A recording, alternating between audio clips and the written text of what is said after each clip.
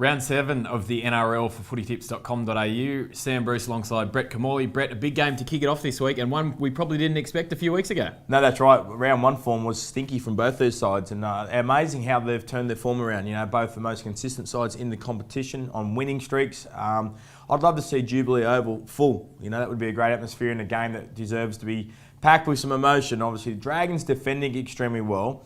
Benji Marshall had a touch of class last week, but it's now... now they're playing against a quality opposition who are also defending extremely well, who've also got some brilliance in attack. Ben Hunt last week in that Golden Point was absolutely outstanding. The Broncos get the return of Justin Hodges, which I think is a massive confidence boost for them.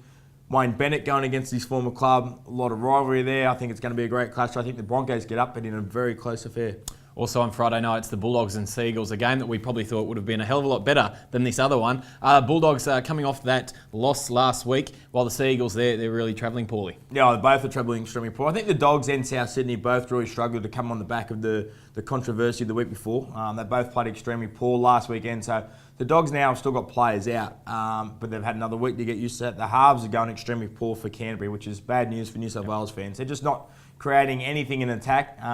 For Manly, they get Jamie Lyon back, and that's obviously a big thing. They've now had Bob Fulton come on as a coaching consultant, something over there at Manly. So they're trying their best to turn it around. I just think they're out of troops, man, and I would just think the Dogs, they've had a bad performance on the back of the controversy against South. Des Hasler's got a week with them. They will just scrape home in probably an ugly affair. Putting you on the spot, will Josh Reynolds and Trent Hodkinson be the halves for New South Wales? I think you've got to be very scared if they are at the moment. You know, I think Jared Haynes saved New South Wales halves last year. He was the one that was the ball player, the dynamic player. They're certainly out of form. I think Mitchell Pearce is the form halfback in the competition behind Jonathan Thurston. So, Trent looks like his knee's not quite right. He's not kicking the ball as hard and as long as he did last year, and Josh Reynolds has come back and been inconsistent. So I think they've got to find a new solution, and I think it'll be depending on who goes with Mitchell Pearce.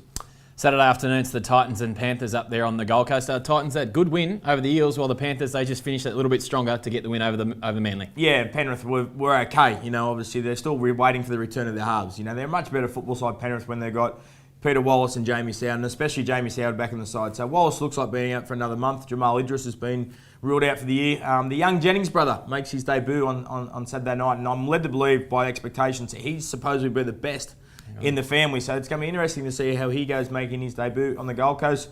Where the Titans, they've had those players come back a few weeks ago from the drug charge or the court hearings. They've sort of got some consistency now. They're rebuilding a little bit.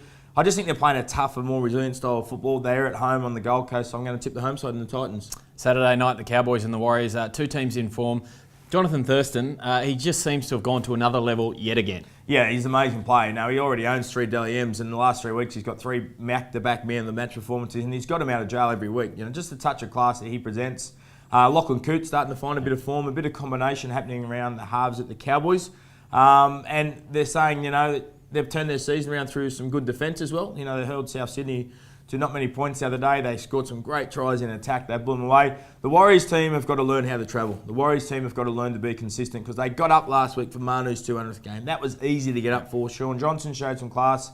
Chad Townsend, I think, is doing actually the starring role for the Warriors. But until they learn to travel, until they find some consistency against a red-hot Cowboys side, I'm going to tip the Cowboys.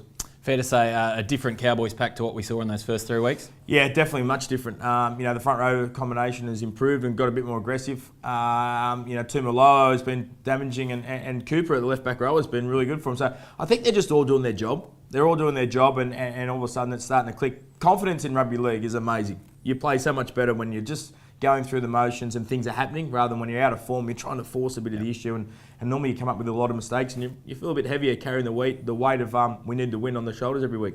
Another big game on Saturday night is the Storm and the Roosters down there at Amy Park.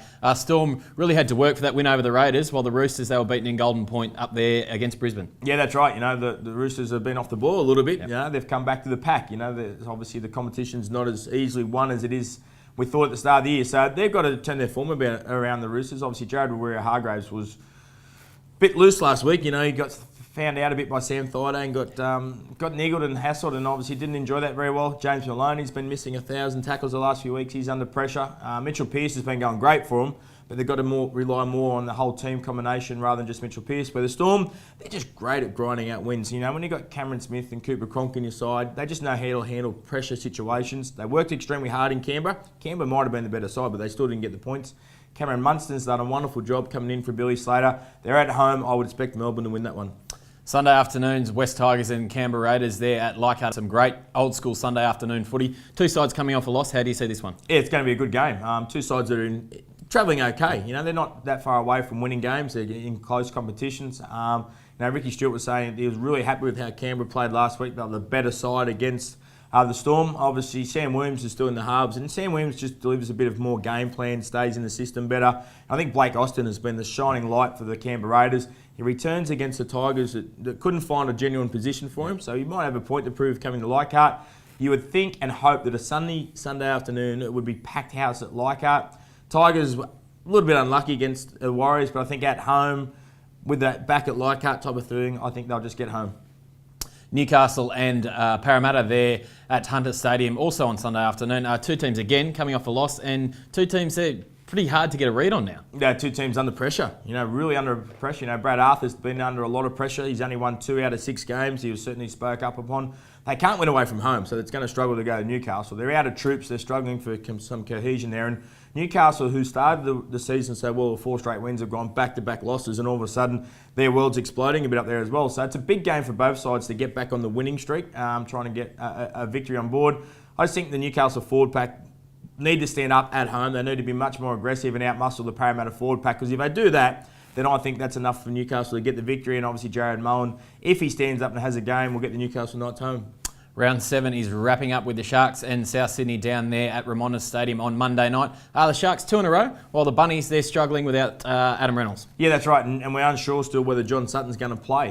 They lacked the game plan management last week, South Sydney. They were in front for the game, and then all of a sudden they got behind and they lost the plot a little bit. So Luke Geary's a wonderful player, but when you lose Adam Reynolds, builds game plans, great kicking game for you. They just build that wear you down mentality. They didn't have that last week.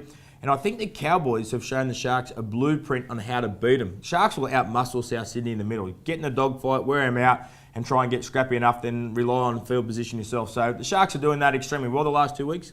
Their completion rate's improved, their simplicity's improved, and obviously Jack Bird for the Sharks has been a shining light. So I would say that the Sharks will give them a contest. I wouldn't be surprised if the Sharks are leading at some stage, but I just think the class of South Sydney might just get them home. Brett, it's been tough tipping lately. You want to run through your tips again here? Yeah, good luck with listening to this. Broncos, Bulldogs, Titans, Cowboys and Storm. Sunday afternoon we'll go West Tigers, Newcastle Knights, 2 home sides, and obviously wrapping up with South Sydney away on Monday at Ramondas. Round 7 of the NRL should be another tough one.